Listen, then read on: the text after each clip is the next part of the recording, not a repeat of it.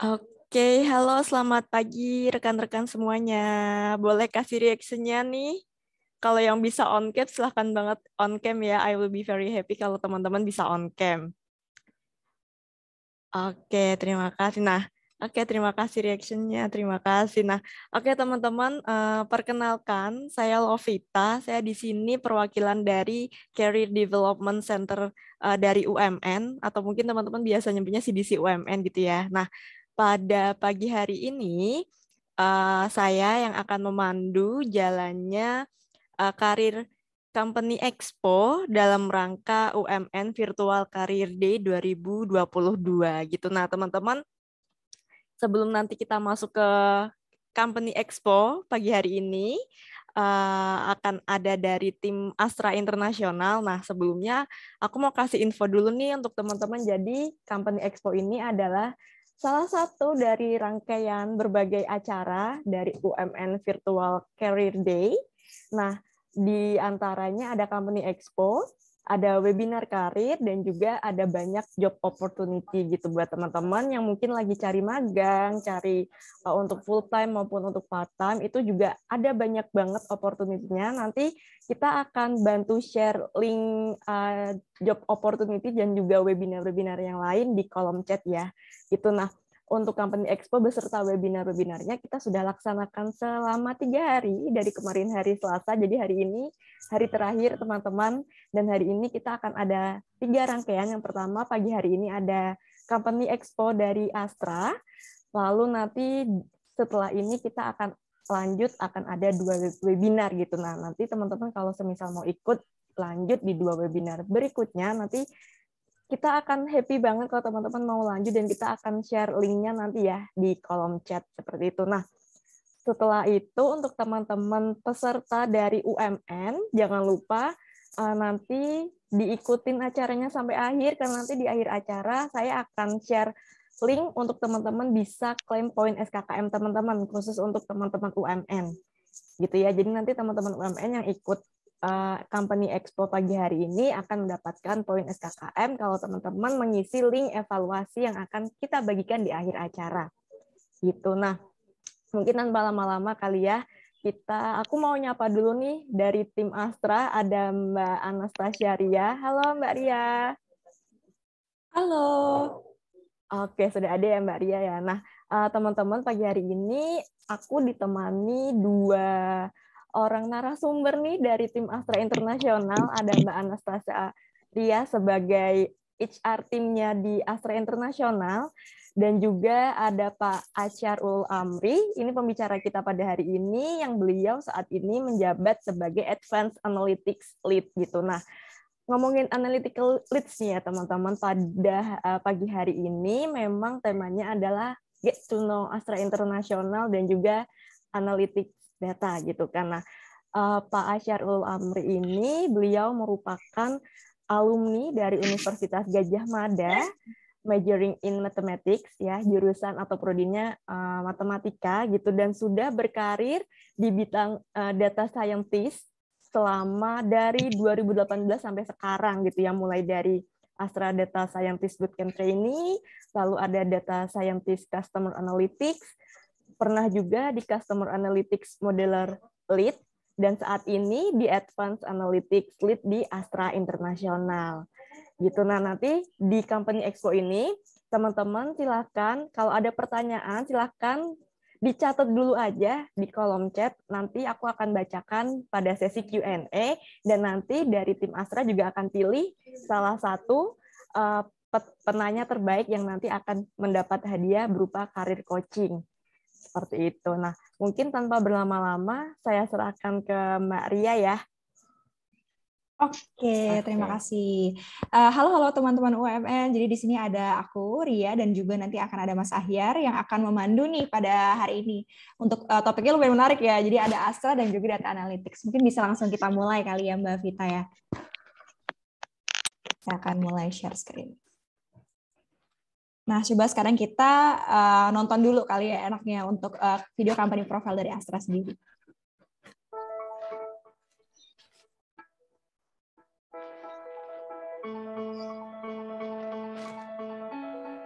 Satu Indonesia, Astra's unified spirit for Indonesia exemplifies Astra's active role and contribution in the pursuit of nurturing the people of Indonesia.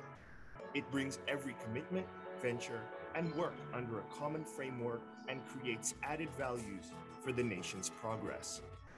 Throughout the years, since founded in 1957, Astra has consistently shown real contribution dedicated to move Indonesia forward. As a company, Astra has grown and today manages over 180,000 employees and over 200 subsidiaries across the archipelago. In line with one of Astra's corporate philosophy, Catur Dharma values, to be an asset to the nation, Astra has an unwavering commitment to social contributions for Indonesia. The company's endeavors in this regard are designed to be effective and robustly structured, identifying 4 pillars of Astra untuk Indonesia Sehat, Astra untuk Indonesia Cerdas, Astra untuk Indonesia Hijau, and Astra untuk Indonesia Kreatif. Supported by 9 foundations under the company, Astra makes it a conscious effort to take an active part in and dedicating its ideas and work to the nation for a prosperous and dignified Indonesia. Astra untuk Indonesia Sehat. The well-being of a nation lies on the well-being of its future generations. To ensure it can be achieved, the health of mothers and children are a priority of Astra untuk Indonesia Sehat. Astra is committed to protect and improve their health as they form healthy communities and societies. In turn, Astra believes they determine the quality of our overall well-being. Astra untuk Indonesia Cerdas. Greater access to and improved quality of education and vocational skills open the doors to better life quality. Astra is therefore committed to shaping smart, self-reliant generations. Astra works to tap into the knowledge and skills of Indonesia's human capital. As education in Indonesia is important for Astra, Astra ensures that Indonesian children can benefit from quality education as a tool for them to transform their lives for the better. Astra untuk Indonesia Hijau. A healthy and clean environment are essential for us to move forward in life. Through Astra untuk Indonesia Hijau, Astra acts upon its commitment to creating a healthy, safe, and sustainable environment. With global warming presenting real threats to our planet's survival, Astra is actively involved in various programs for a greener Earth as part of its contribution to improving the quality of our environment. Our planet and the future await us and the millions of other beings on Earth. Astra untuk Indonesia Kreatif. Through Astra untuk Indonesia Kreatif, Astra is on the ground working alongside communities to improve their prosperity by helping and facilitating small and medium businesses all over Indonesia. Astra provides training, coaching, funding, and equipment suited to the needs of the beneficiaries with one goal in mind: raising the nation's prosperity by creating excellent human capital and decent jobs. 133 company berseri Astra across 34 provinces focus on the development of villages based on 4 pillars, which include entrepreneurship, health, education, and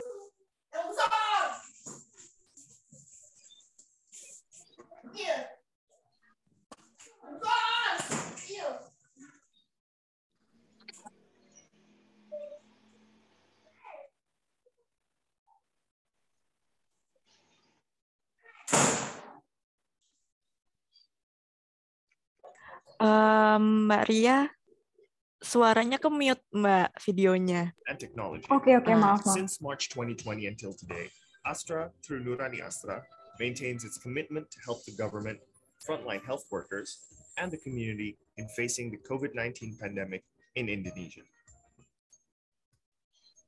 To be an asset to the nation, Astra continues to embrace and work towards realizing Indonesia's dreams and to achieve sustainable growth, because your smile and the smile of the people are the smile of Astra, the smile of Indonesia. We are united, and together we shall achieve triumph as we walk towards an advanced and prosperous Indonesia.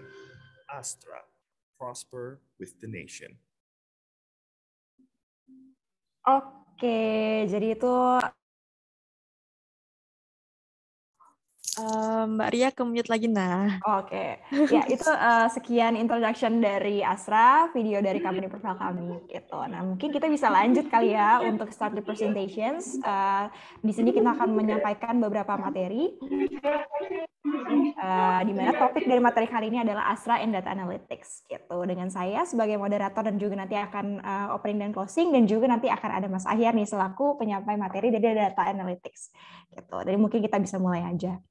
Nah, seperti yang tadi saya sudah jelaskan, jadi untuk pada hari ini speakersnya ada Mas Ahyar sebagai speaker utama dari Advanced Analytics Lead, dan juga ada saya dari Human Capital Analyst. Nah, untuk outline kali ini saya akan menjelaskan dulu nih terkait dengan Asra Company Profile, dan nanti di tengah akan dijelaskan oleh Mas Ahyar untuk materi Data Analytics, dan juga di terakhir saya akan menjelaskan juga terkait dengan vacancies yang pastinya juga teman-teman akan tertarik nih gitu, karena di sana akan ada banyak kira-kira vacancies yang dibuka untuk teman-teman gitu, bagi yang mau apply gitu nanti bisa langsung aja saya jelaskan di akhir presentasi ini gitu. Nah, mungkin saya bisa mulai dari Asra Company Profile gitu. Kira-kira kalau misalnya dari teman-teman sendiri nih, apa sih yang kalian tahu gitu dari Asra? Ini mungkin aku boleh tunggu kali ya jawabannya di kolom chat, mungkin bisa tulis dari teman-teman. Kira-kira apa nih yang kalian tahu gitu dari Asra?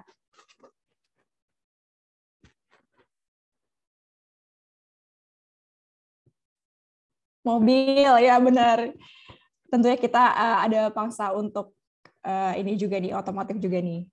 Ayo yang lain mungkin ada yang mau memberikan jawabannya.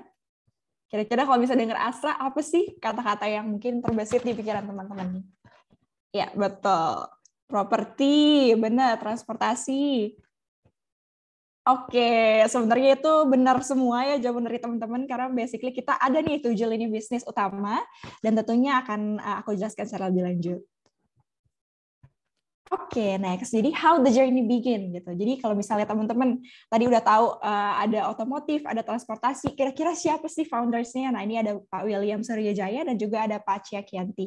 Gitu. Nah, dari founders kita ini ternyata juga punya value yang mereka bawa sampai sekarang sehingga Asra bisa berkembang seperti sejauh ini gitu. Nah, dari Pak William Suryajaya punya value utama yaitu create employment, contributing with this country, grooming the less privileged people, dan real public company, dan juga let me carry the burden. Ini mungkin aku mau jelasin secara singkat aja kali ya dengan value yang Pak William bawa sampai hari ini, kita masih tetap stick with it gitu. Nah, untuk create employment, jadi Pak William ini dia berusaha untuk mencapai sebuah Asra dengan tujuan utamanya yaitu memberikan lapangan pekerjaan gitu, sehingga banyak di mana lapangan pekerjaan itu bisa bermanfaat bagi keluarga-keluarga Indonesia untuk bisa mendapatkan nafkah seperti itu. Dan untuk contributing with this country adalah sebenarnya moto Asra itu bukan hanya mensukseskan perusahaan sendiri gitu, tapi kita bisa memberikan kontribusi untuk negara tentunya. Nah, terbukti juga dengan meningkatkan kesejahteraannya gitu. Nah, untuk Pak William tadi juga mempunyai moto yaitu grooming the less privileged people. Tadi teman-teman bisa lihat ya mungkin ya, kita punya Asra Sehat, Asra Hijau, Asra Kreatif gitu. Nah, terutama untuk Asra Kreatif mungkin kita juga ikut mensejahterakan gitu ya bagi orang-orang yang mungkin kurang beruntung. Kita memberikan pelatihan juga nih dari program-programnya Asra, yaitu Satu Indonesia gitu. Nah, terus kita juga menjadi real public company. Meskipun awalnya Pak William dan juga Ciakianti itu sebagai perusahaan yang mungkin di awalnya dari keluarga gitu ya, tapi kita tentunya sekarang menjadi perusahaan yang besar gitu bagi negara. Jadi bukan hanya perusahaan yang mungkin lingkupnya keluarga, tapi sekarang bisa develop sebesar ini karena mungkin value-nya Pak William yang sangat dia pegang, yaitu real public company. Dan untuk yang terakhir ada let me carry the burden gitu. Jadi dulu berprinsip bahwa meskipun saya nanti bukan bagian dari Asra lagi gitu mungkin ya, tapi saya tetap harus memegang value saya untuk terus berusaha gitu ya, pada akhirnya bisa berimpact bagi negara. Nah, di sini seperti tadi mungkin teman-teman ada yang udah tahu juga nih ya dari videonya gitu. Nah, saya akan menjelaskan lebih lanjut mengenai aim dan catur dharma sebagai our core values, ada mission, vision, dan juga goal dari company Asra. Nah, tentunya aim kita adalah prosper with the nation atau mensejahterakan bangsa gitu ya. Dan untuk core values sendiri ini juga berasal dari Pak William sendiri, yaitu catur dharma. Kita menjadi aset bagi negara tentunya, karena bisnis itu kita anggap bukan sebagai perusahaan perusahaan yang develop aja, tapi kita harus juga bisa menjadi aset untuk memajukan negara. Kalau misalnya bayangin Indonesia kan pasti luas banget ya gitu. Jadi goalnya Pak William memang sejauh itu gitu. Terus kita provide the best service to customer, kita harus melakukan terbaik nih untuk customer kita. Nah itu adalah alasan kenapa Astra hingga sangat ini secara konsisten itu bergerak di 7 lini bisnis gitu di kiri atas.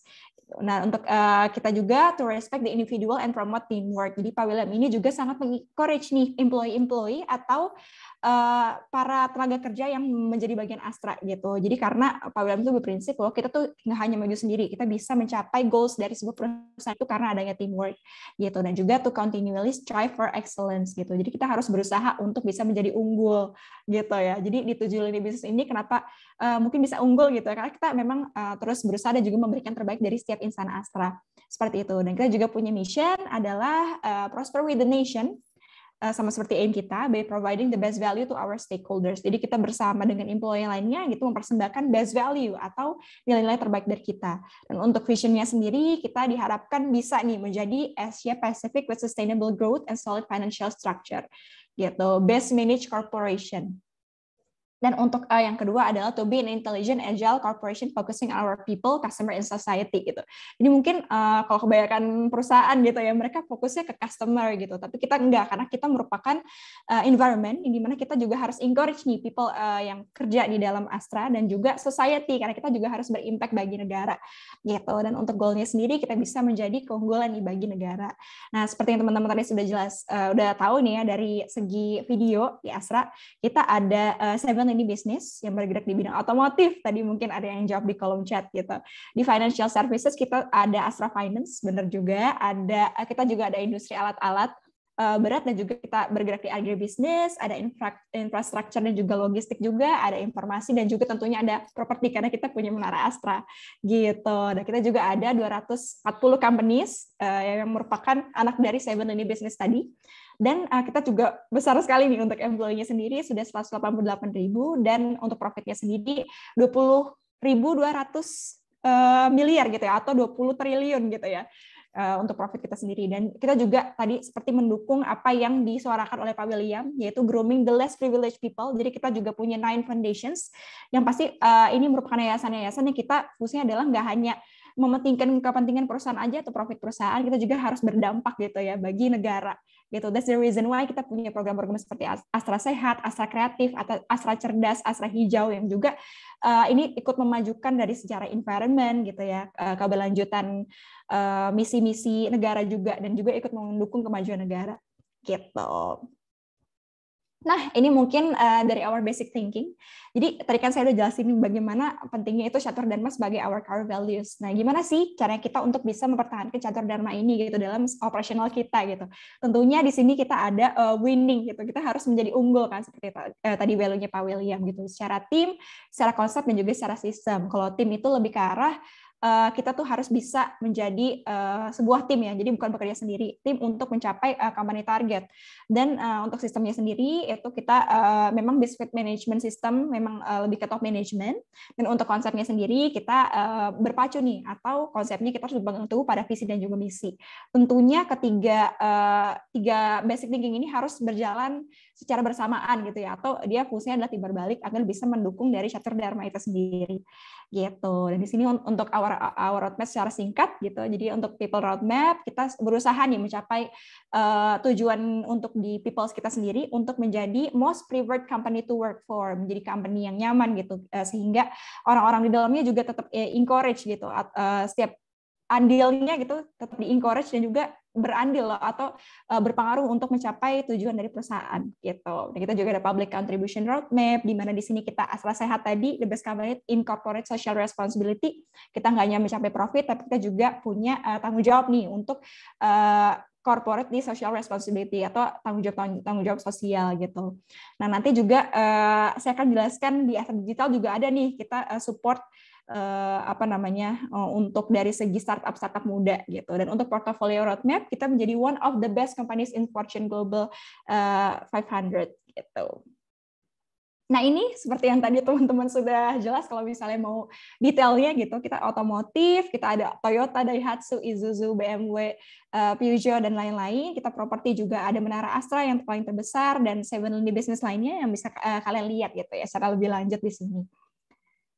Nah, di sini kalau misalnya tadi aku udah sempat intro sebentar ya, kalau misalnya pada presentasi kali ini akan encourage atau mengangkat tema dari digitalization atau data analytics gitu. Nah, tentunya di sini untuk sebagai bridging gitu, aku juga menjelaskan bahwa Astra itu juga melakukan movement loh gitu di dunia yang mulai beralih ke digitalisasi seperti sekarang ini gitu.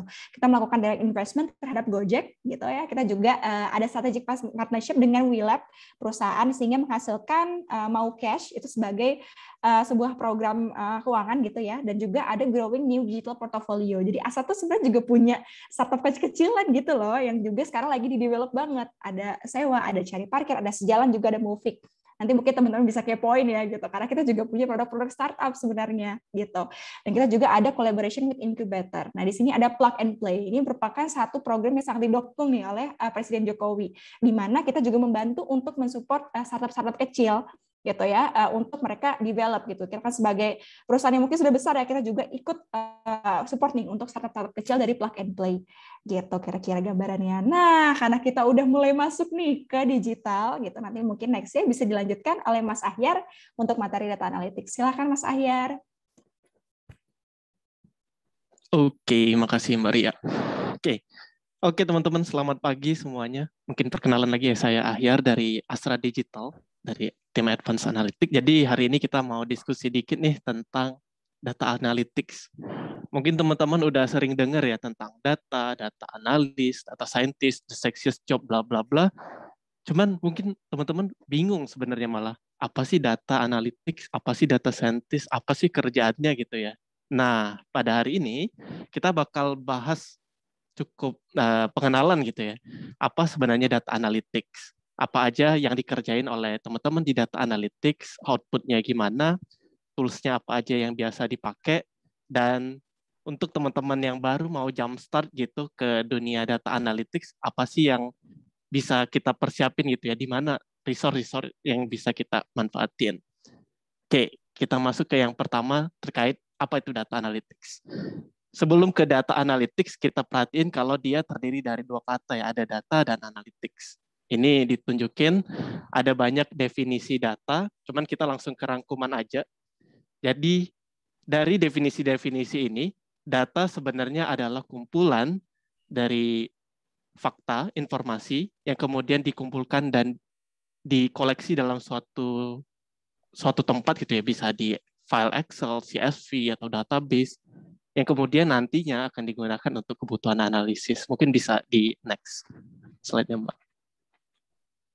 Ya. Facts, information, collected, stored, dan analyzed. Oke. Nah, tanpa teman-teman sadari, sebenarnya teman-teman udah berinteraksi nih dengan berbagai macam data ya. Baik yang bentuknya paling umum, tabular, yang berupa baris dan kolom ya. Kalau di tugas-tugas kuliah pasti ada tugas table gitu lah, itu data tabular. Nah, di dunia sekarang ini kita kan banyak berinteraksi dengan sosial media ya. Jadi tanpa sadar kita melakukan tukar-menukar data ya. Bisa berupa gambar, suara, ataupun video. Jadi tanpa kita sadari udah banyak nih macam-macam data yang kita interact. Mungkin bisa di next, Mbak. Ya. Nah, baru kita masuk apa sih sebenarnya data analytics? Di sini ada segitiga ya, piramida gitu. Jadi sebenarnya data analytics adalah proses untuk merubah data mentah gitu ya. Data mentah misalnya di sini berupa tabular ke jadi bentuk kesimpulan yang bisa dimanfaatkan bisnis untuk menentukan next action apa nih yang perlu dilakuin bisnis. Di slide ini kita bisa lihat misal ada informasi terkait informasi kekaryawanan gitu ya. Ada karyawan yang resign. Kemudian data-data ini kita tampilkan dalam bentuk bar chart. Nah, jadi dari data dia masuk ke step informasi. Dari informasi yang berupa bar chart ini, kita coba cari apa sih kesimpulan yang diperoleh. Nah, dari grafik pojok kanan atas, kita lihat bahwa terjadi penaikan signifikan ternyata ya. Dari Maret ke Mei itu ada 19% penaikan tingkat dari resignation. Nah, jadi di sini nanti bisa jadi warning gitu untuk bisnis bahwa setelah bulan April gitu ya, kayak habis Lebaran, kemungkinan bakal banyak yang resign. Nah, itu salah satu contoh dari insight, data to insight. Nah, data analytics sendiri kita gunakan untuk mendapatkan insight. Emang apa aja fungsi dari insight gitu ya? Selain untuk memantau bagaimana performa bisnis, biasanya insight juga digunakan untuk menentukan nih next step-nya paling bagus ngapain, terus secara operational efficiency yang mana yang paling efisien gitu ya, karena kan kita mau meningkatkan benefit dibanding cost. Kemudian kita mengantisipasi potensial risiko yang ada di depan terhadap bisnis, dan tentunya juga membangun relationship yang baik dengan customer kita. Jadi itulah pentingnya data analytics gitu ya. Nah, tahapan kedua adalah apa sih yang dikerjakan di data analytics. Tadi kan data analytics mentransformasi data menjadi insight. Untuk mendapatkan insight itu, kita melalui beberapa tahapan iteratif gitu ya. Mulai dari memahami permasalahan bisnis, kemudian memahami data yang ada, apakah data yang kita punya cukup untuk menjawab pertanyaan-pertanyaan bisnis, kemudian kita persiapkan datanya, melakukan analisis, dan kemudian mendeliver hasil insight yang kita dapatkan kepada bisnis untuk mencoba menjawab permasalahan-permasalahan yang mereka hadapi. Adapun kalau ternyata belum menjawab gitu ya, karena proses ini iteratif, kita akan ulangi lagi prosesnya, sedemikian hingga kita bisa mendapatkan analisis yang bisa membantu proses dari bisnis itu sendiri. Oke. Next-nya, untuk bridging kita ke roles apa aja yang ada di data analytics, kita coba lihat dulu pengkategorian dari data analytics ya. Di sini ada deskriptif, diagnostik, prediktif, dan preskriptif. Nah, jadi satu-satu deskriptif itu adalah analisis yang mencoba cari tahu apa sih yang sedang terjadi. Kemudian masuk ke tahap selanjutnya, diagnostik. Dari sesuatu yang terjadi tersebut, kenapa hal itu bisa terjadi? Kemudian masuk ke prediktif. Kalau kita sudah tahu kenapa itu sesuatu bisa terjadi, bagaimana kita bisa memprediksinya sedemikian hingga kita bisa mencegah atau mengantisipasi ya risiko ataupun mendapatkan benefit di masa mendatang. Kemudian yang terakhir adalah level preskriptif, level yang paling tinggi, yakni gimana kita memberikan actionable insight kepada bisnis. Nah, di bawah ini ada contoh case-nya gitu ya. Misal, kita punya sebuah apps gitu. Kemudian dilakuin analisis. Terus kita lihat kalau terjadi tren orang-orang mulai uninstall nih si apps, kita katakan si apps XYZ. Akhir-akhir ini banyak yang uninstall. Itu sudah ditunjukkan dari deskriptif. Kemudian kita coba gali di tahapan diagnostik. Kenapa orang-orang pada uninstall? Katakan uninstall-nya itu di akhir bulan gitu, akhir tahun. Ternyata pas akhir tahun, diskon-diskon yang biasa kita kasih ke customer itu sudah dikurangin atau bahkan dihilangin ya untuk beberapa customer. Cuman beberapa aja nih yang dapat. Kayaknya case ini nih, karena kita ngurangin diskon, malah customer jadi uninstall. Oke, karena kita udah tahu nih permasalahannya karena diskon yang nggak tepat, kita masuk ke prediktif. Gimana kita bisa membuat suatu prediksi gitu ya, memberikan diskon yang tepat kepada orang yang tepat, sehingga bisnis efisien, tapi customer juga nggak rugi. Jadi kita pakai prediktif. Terakhir, preskriptif. Dari informasi yang kita dapetin tadi, dari tahapan deskriptif, diagnostik, dan prediktif, kita bisa memberikan actionable insight untuk bisnis untuk meng-approach customer yang tepat di waktu yang tepat. Itu tahapannya. Kemudian kita baru masuk ke analytics roles. Nah, kalau di sini saya tulis ya, there is no generally accepted definition of data analytics role. Jadi setelah 4 tahun saya berkecimpung di bidang data ini, sampai sekarang belum ada definisi yang pasti gitu ya. Definisi dari titles ataupun job yang ada di data analytics. Jadi antar perusahaan bisa beda. Data analis dan data scientist di perusahaan itu bisa beda antara perusahaan X, Y, Z di Indonesia ataupun di luar negeri itu bisa beda-beda gitu ya. Akhirnya yang saya coba sampaikan hari ini itu adalah data analytics roles berdasarkan popular term. Di next slide. Nah, di sini kita coba menurunkan nih roles apa aja yang ada di data analytics berdasarkan kategori dari data analytics. Tadi kan ada deskriptif ya. Dari deskriptif, biasanya roles yang muncul adalah business analyst. Kemudian dari diagnostik ada data analyst, dan terakhir di prediktif itu ada data scientist. Jadi ketiga roles ini yang paling sering muncul termnya ya di internet terkait proses data analytics. Tapi tentu saja ada banyak roles lain di luar ini yang terlibat ya, ada data governance, data strategy, kemudian ada machine learning engineer, dan lain-lain. Cuman untuk case kali ini kita bahas 3 ini dulu. Oke, ini details roles-nya. Ada business analyst. Business analyst ini adalah penengah gitu ya. Penengah antara orang bisnis dan juga orang saintis ataupun orang IT-nya. Jadi mereka intermediary-nya. Skill ataupun talent yang dibutuhin, yang pastinya pertama business intelligence understanding. Jadi mereka garda terdepan untuk memahami permasalahan dari bisnis. Karena teman-teman, kalau di real case itu bisa jadi orang bisnis juga nggak paham sebenarnya apa permasalahan yang mereka hadapi. Jadi di sini sangat dibutuhkan peran bisnis analis untuk mencari tahu akar masalah apa yang sebenarnya dihadapi oleh bisnis. Kemudian skill yang dibutuhkan dari bisnis analis ini ada basic tools ya. Misalnya berupa Microsoft Office, Excel khususnya. Adapun juga data visualisasi ya untuk melakukan proses deskriptif yang kita udah jelasin tadi. Ada Power BI, Tableau, dan lain-lain. Nah, yang terakhir itu skills yang dibutuhin dari bisnis analis adalah conscious listening and storytelling. Jadi mereka harus bisa memahami apa permasalahan bisnis, kemudian menyampaikan ke tim saintis ataupun IT-nya, kemudian menyampaikan kembali ya hasil yang sudah diperoleh dalam bentuk storytelling agar bisa dipahami bisnis. Adapun programming language yang biasa dipakai oleh teman-teman di bisnis analis itu namanya SQL ya. Kemudian kita masuk ke roles yang kedua, ada data analis. Data analis ini kalau kita lihat di tahapan analytics, dia masuk di bagian diagnostik untuk mencari tahu kenapa sesuatu bisa terjadi.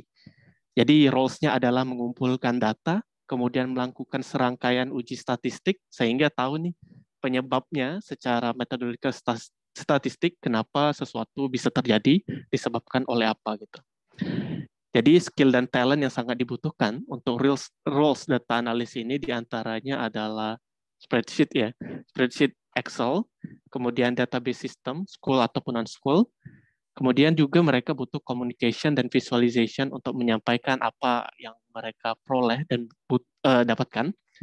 Dan terakhir adalah kemampuan teoretikalnya juga ya, baik dari bidang matematik, statistik, ataupun machine learning. Programming language yang biasa dipakai oleh teman-teman data analis itu ada SQL, R, ataupun Python. Kemudian yang terakhir ada data scientist. Role data scientist ini sebenarnya sangat erat gitu dengan data analis ya. Cuman dia lebih berhubungan dengan big data, data yang dianalisis biasanya besar dan perlu di scalable ya. Perlu scalable, biasanya kita sebut dengan term big data, dan juga task khususnya adalah membuat prediction, machine learning, ataupun AI. Skill dan talent yang dibutuhkan untuk teman-teman data scientist, diantaranya predictive modeling. Kemudian salah satu yang surprising gitu ya, mereka juga butuh storytelling dan visualization, gimana menyampaikan hasil pemodelan mereka kepada orang bisnis, supaya orang bisnis percaya dan mau pakai prediksi mereka ya. Karena kalau nggak bisa disampaikan dengan baik, sebenarnya machine learning dan prediksi kita itu lebih kayak ramalan. Jadi kita perlu bisa menyampaikannya secara scientific gitu. Kemudian secara core-nya sama kayak data analis, jadi data scientist juga perlu pengetahuan tentang matematik, statistik, ataupun machine learning. Dan juga tambahannya in case datanya sangat besar dan butuh komputasi yang kuat, data scientist juga perlu pengetahuan tentang distributed computing. Adapun program language yang biasa dipakai data scientist ada SQL, R, Python, dan Spark. Nah, di sini programming language-nya sebenarnya banyak yang lainnya, cuman itu yang biasa dipakai dan populer. Oke. Di sini adalah contoh gitu, beberapa output atau hasil kerja dari teman-teman bisnis analis ya. Biasanya di bisnis analis mereka menghasilkan performance dashboard. Tujuannya apa? Biar membantu bisnis melakukan monitoring, melakukan measurement, dan juga memantau key activities dari bisnis secara live, real time gitu ya. Sehingga memudahkan bagi orang-orang yang non-data untuk bisa melakukan analisis secara langsung. Di sini teman-teman bisa melihat contoh dashboard dari Power BI. Ada linknya di bawah itu ya, bisa di search di Google. Aslinya itu interaktif. Jadi dari dashboard ini, nantinya bisnis bisa melakukan monitoring sales across time dan across region. Jadi mereka bisa melakukan komparasi secara langsung. Pada akhirnya, bisa membantu bisnis untuk meng-create strategi gitu ya, bakal jualan di daerah mana nih. Oh, waktu kapan terjadi penurunan dan kenapa. Nah, semua itu bisa dipantau dengan cepat dan mudah melalui performance dashboard seperti yang ada di slide sekarang. Oke. Yang selanjutnya, contoh output yang dikerjain teman-teman di ini ya, data analis ataupun data scientist. Yep. Nah, ini contoh kasusnya adalah machine learning next best action implementation. Tujuannya adalah untuk memberikan otomasi treatment secara personalized ya. Jadi kan manusia itu senang kalau dispesialkan gitu, mendapatkan kebutuhan yang sesuai dengan yang mereka inginkan. Nah, jadi di sini machine learning mencoba melakukan prediksi untuk bisa memberikan treatment yang tepat kepada orang yang tepat dan di waktu yang tepat. Mungkin kita bisa play videonya, Mbak.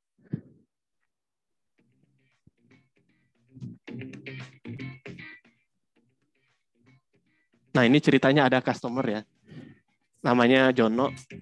Dia sering dapat email nih. Awalnya dia happy-happy aja, dapat email promo. Tapi lama-kelamaan dia jadi annoyed gitu, jadi kesel juga karena dapat promo yang nggak sesuai, akhirnya nggak kepake dan memenuhi email dia aja. Orang-orang kayak Jono ini berpotensi uninstall. Tapi setelah bisa dilakukan prediksi dengan tepat dan dapat treatment yang tepat, dia senang karena dia dapat promo yang sesuai kebutuhannya di waktu yang tepat gitu ya. Itu contoh dari machine learning next best action. Dalam next best action sendiri ada di pojok kiri bawah ya, kita punya beberapa part biasanya bagaimana mengimprove customer experience supaya customer yang awalnya annoyed gitu ya jadi nyaman pakai apps ataupun melakukan transaksi di tempat kita. Kemudian karena mereka nyaman, kita bisa meng-approach mereka untuk melakukan transaksi lebih gitu, sell more product, ataupun bahkan membuat mereka melakukan repurchase. Dan yang terakhir adalah prevent churn. Jadi ketika orang-orang yang pengen uninstall gitu, ketika di-approach dengan approach yang tepat, katakan kita pakai aplikasi X gitu ya nggak dapat diskon lagi, uninstall deh. Nah, sebelum kita uninstall, kalau kita udah dikirim diskon lagi, ya balik lagi kemungkinan kan. Jadi itu namanya prevent churn. Oke. Contoh output kerja dari teman-teman data scientist ya yang terakhir. Ada AI, computer vision implementation.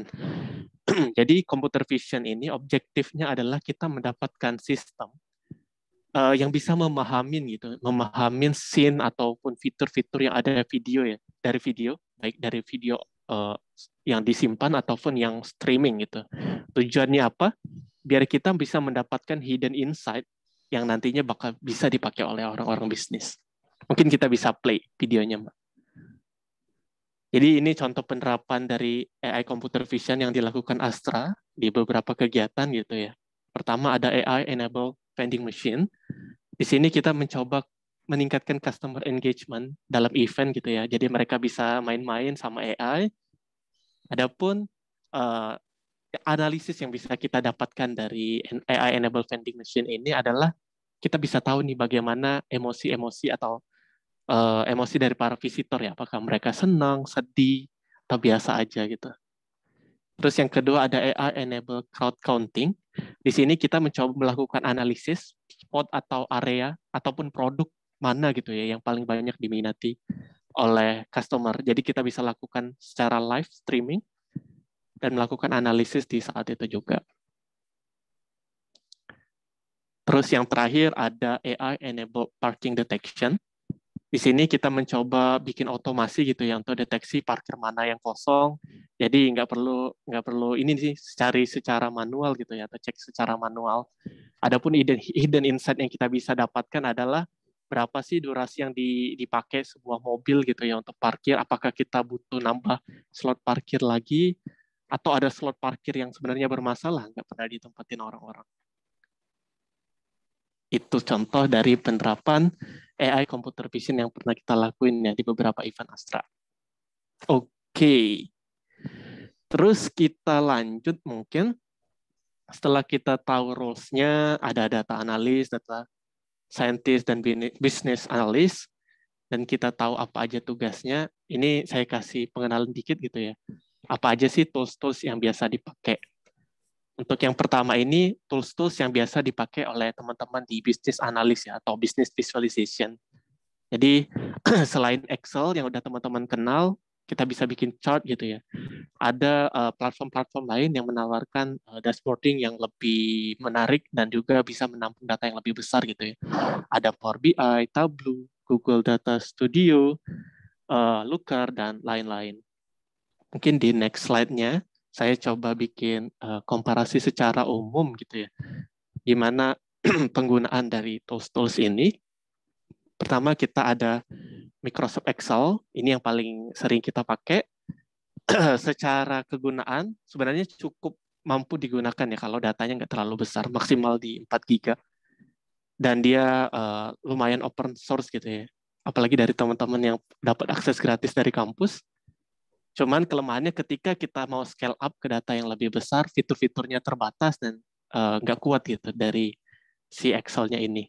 Jadi kita ada di kotak yang biru alternatifnya.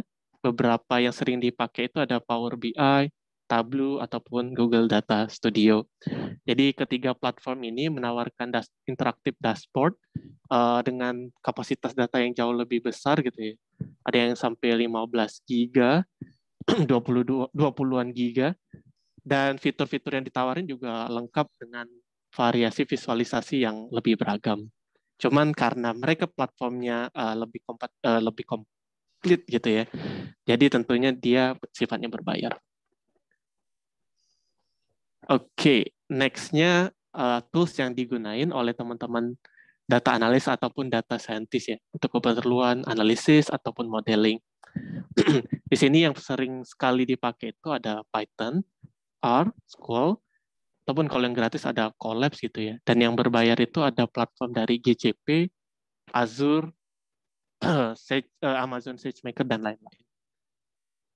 Oke, mungkin komparasinya ada di sebelah ya.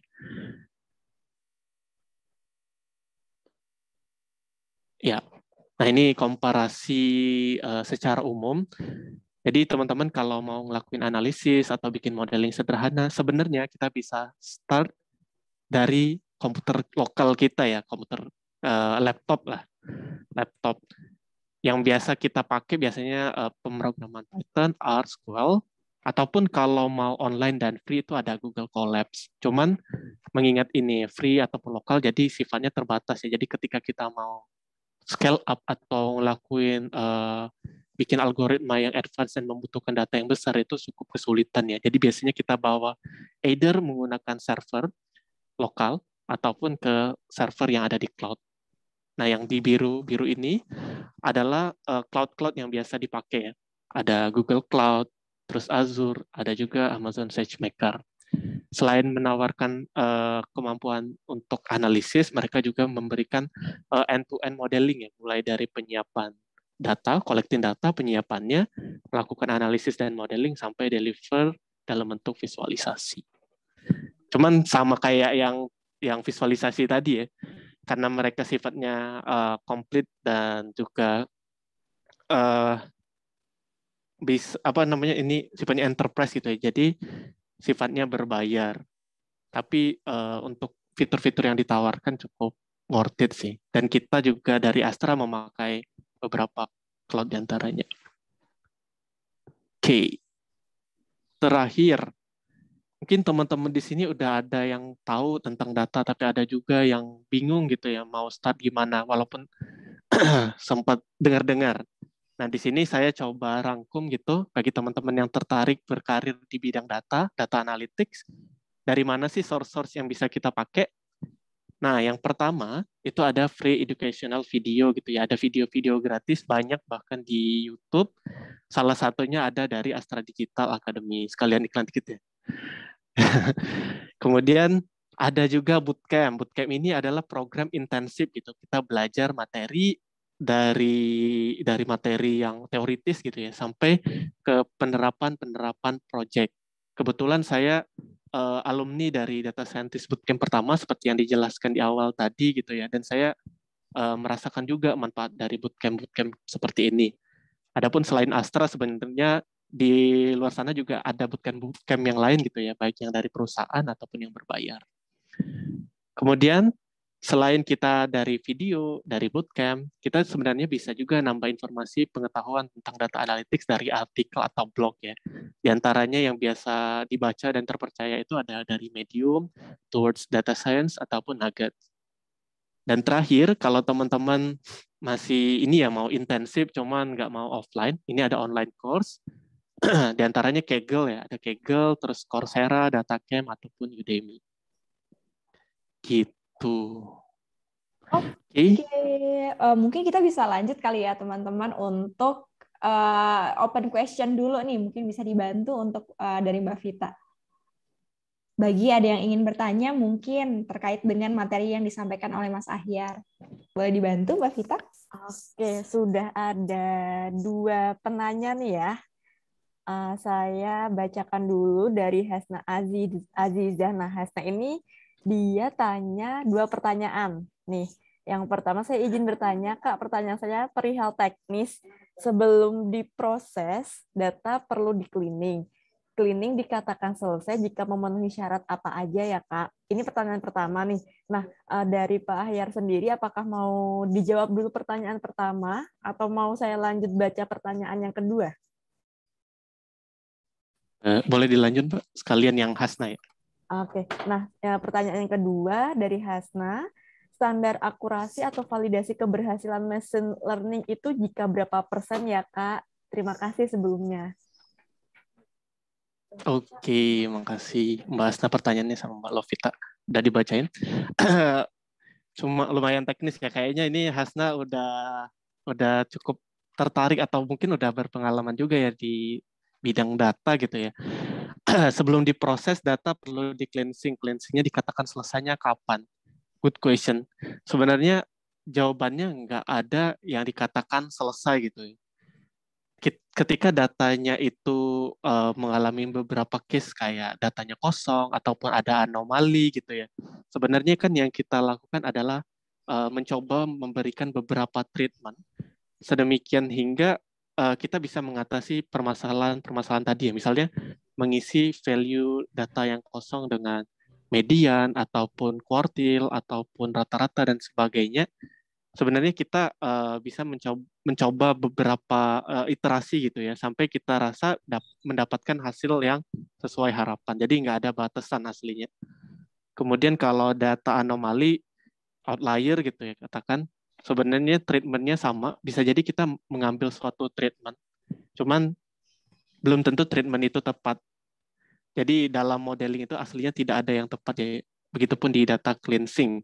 Jadi yang kita bisa lakukan adalah proses iteratif, kita coba dulu, kemudian ke depannya baru kita coba improve kalau masih ada alternatif dan kesempatan. Gitu. Biasanya kita start dengan MVP ya, jadi minimum viable product. Jadi kita start dengan simple, walaupun belum sempurna ya, dan nggak akan sempurna gitu. Jadi kita iteratif konsepnya. Terus untuk yang kedua, standar akurasi atau keberhasilan machine learning itu jika berapa persen. Nah, ini juga sama sebenarnya ya. Tidak ada batasan pasti gitu kapan sebuah machine learning akurasinya dikatakan tinggi atau jelek gitu ya. Secara default semua model itu bagus. Cuman model mana yang paling tepat gitu untuk dipakai di kondisi yang masing-masing itu. Ketika kita bilang akurasi, ada yang bilang biasanya standarnya 80% gitu ya. Tapi di most case bisa jadi 70% itu juga bagus, bergantung baseline. Jadi apa yang biasanya kita lakuin, yang kita lakuin adalah bukan kita set suatu akurasi tertentu gitu ya untuk prediksi, tapi kita buat baseline dulu. Baseline-nya itu biasanya random prediction. Jadi tanpa model ataupun dengan rule sederhana, katakan tebak-tebakan gitu ya, kita dapat akurasi berapa. Itu yang dijadikan landasan patokan kita. Kemudian kita bikin model prediksi dan melihat akurasi kita seberapa improve dibanding baseline yang ada tadi. Jadi kita membandinginnya ke baseline, bukan terhadap suatu angka fix. Begitu Mbak Hasna pengalaman saya. Semoga menjawab ya. Oke, terima kasih Pak Ahyar. Semoga menjawab pertanyaannya Mbak Hasna ya. Kita move ke pertanyaan dari Christian. Lalu saya mau nanya Pak, algoritma atau model apa yang paling bermanfaat selama ini untuk Pak Ahyar bekerja di Astra? Oke, good question.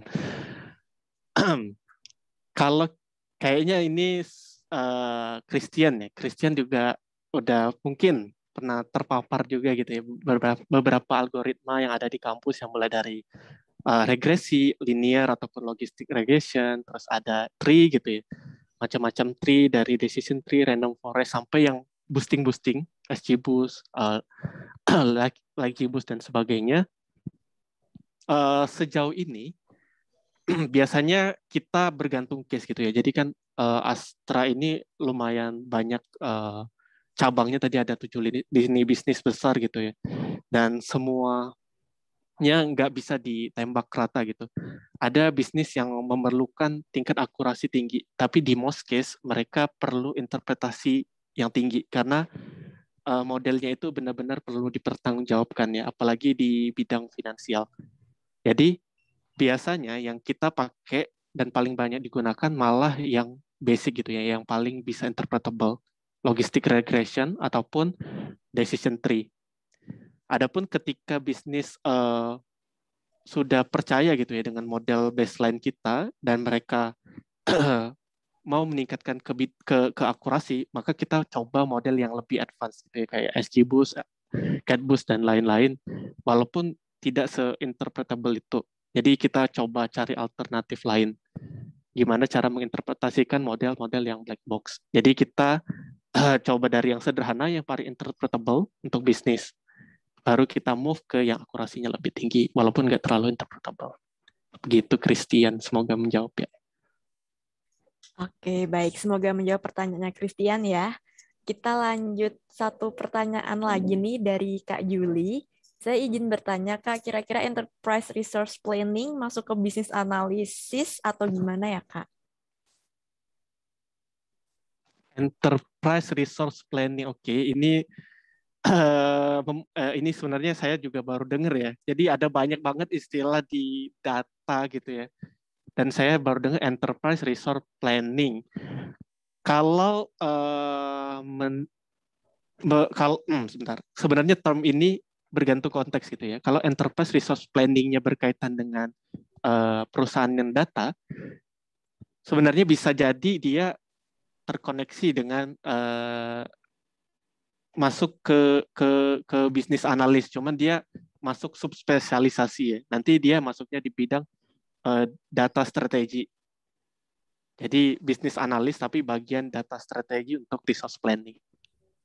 Kayak gitu kalau enterprise resource planning-nya di bidang data.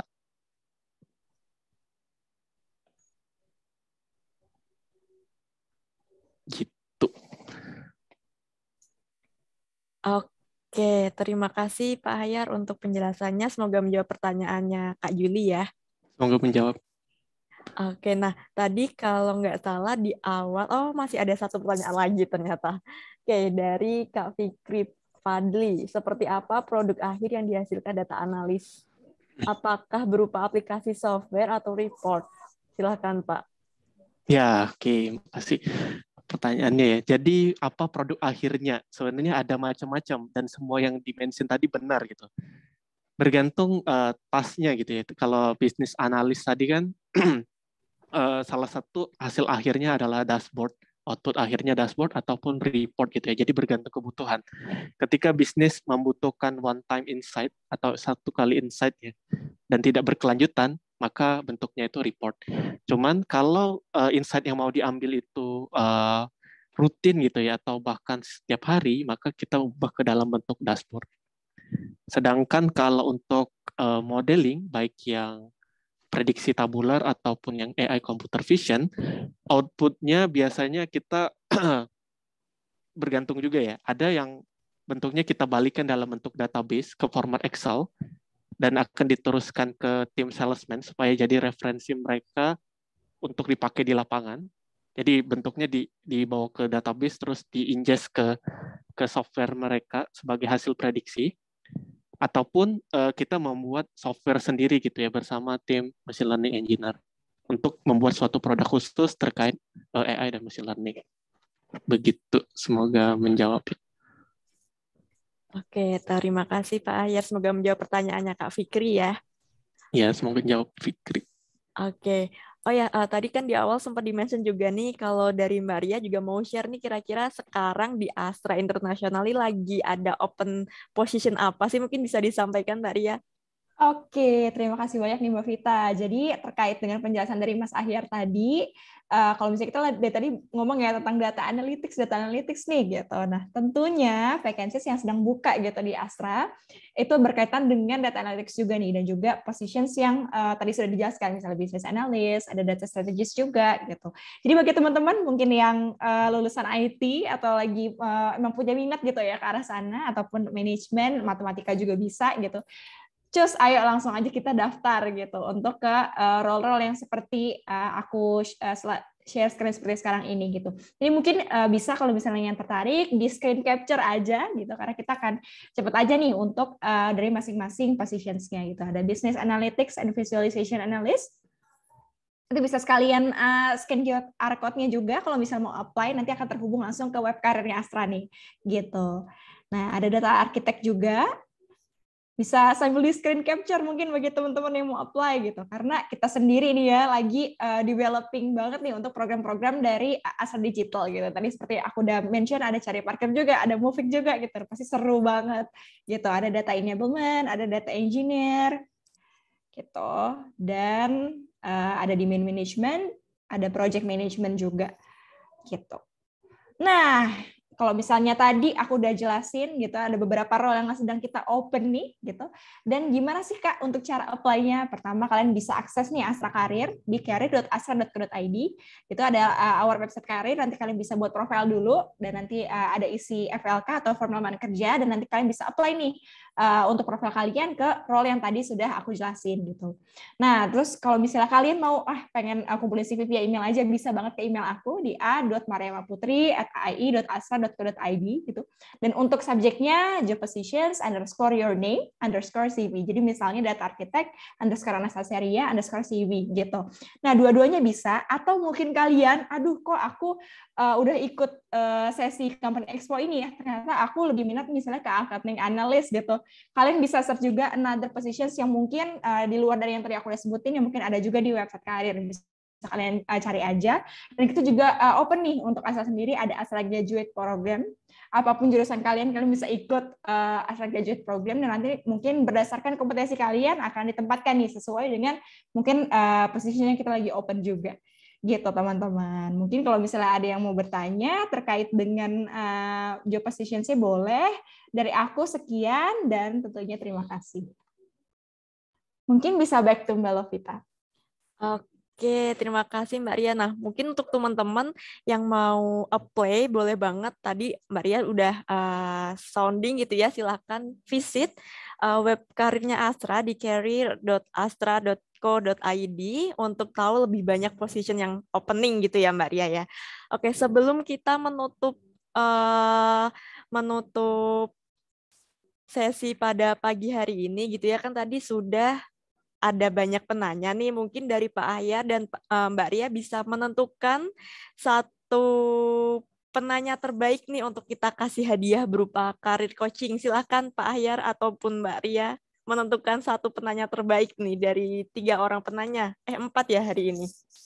Oke, silakan Pak Ahyar atau Mbak Ria.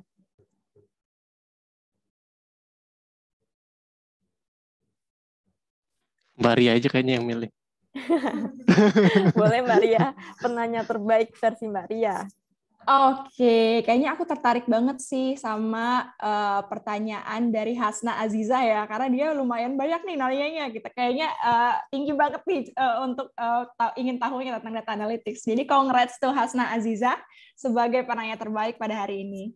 Oke, selamat ya untuk Hasna Aziza terpilih sebagai penanya terbaik pada sesi Company Expo Astra Internasional gitu ya. Silakan untuk Hasna untuk mengirimkan data berupa nama, nomor HP, email ke Instagram @job2go.id gitu ya, kan nanti akan langsung diproses oleh tim Job2Go. Seperti itu. Nah, teman-teman, sebelum kita mengakhiri sesi pada pagi hari ini, kita foto bareng dulu kali ya. Silakan teman-teman yang bisa on cam, silakan on cam. Kita mau foto bareng sebentar sebelum kita mengakhiri sesi pagi hari ini ya.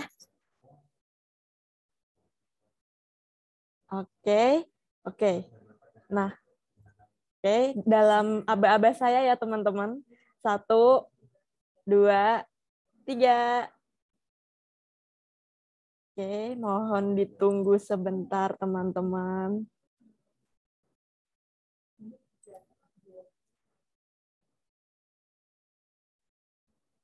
Oke, sekali lagi ya. 1, 2, 3.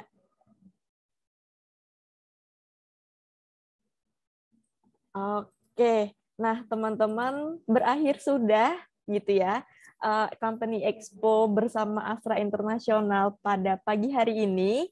Terima kasih teman-teman yang sudah berpartisipasi, yang sudah tanya banyak. Semoga pertanyaan kalian terjawab dengan baik. Dan terima kasih juga Pak Ahyar dan juga Mbak Ria sudah mau sharing-sharing bersama kita gitu ya pada pagi hari ini. Semoga untuk next-nya kita punya banyak lagi event-event yang bisa kita kolaborasikan bersama seperti itu. Nah, untuk teman-teman yang dari UMN, khusus mahasiswa UMN, jangan lupa untuk mengisi link evaluasi yang sudah kita bagikan. Ini saya bagikan lagi kali ya teman-teman biar teman-teman bisa yang mungkin ketinggalan.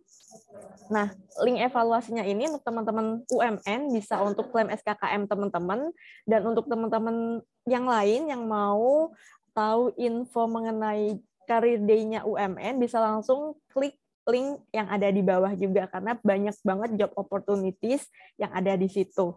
Seperti itu. Nah, tanpa berlama-lama lagi, saya akhiri teman-teman. Terima kasih semuanya. Jaga kesehatan dan teman-teman bisa melanjutkan aktivitas lagi. Begitu ya, selamat pagi semuanya.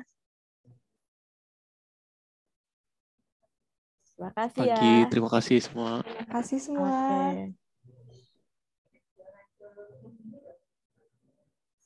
Oh ya teman-teman, kalau semisal mau lanjut untuk ikut webinar karir, jam 10 pagi ini kita juga ada untuk webinar selanjutnya. Teman-teman bisa cek di link job2go.net/jobfair ya teman-teman.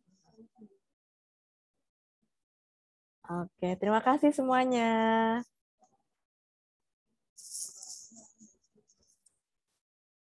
Kami izin untuk end meeting ya teman-teman.